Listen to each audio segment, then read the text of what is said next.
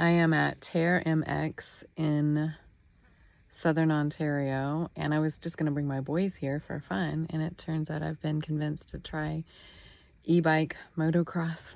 I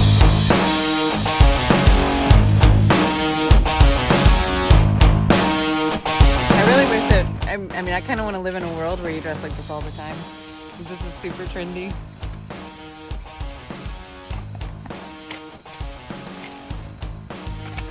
I'm gonna get you on the bike though. You look like Klingon. Smart about it. No, like you don't have a hamburger neck.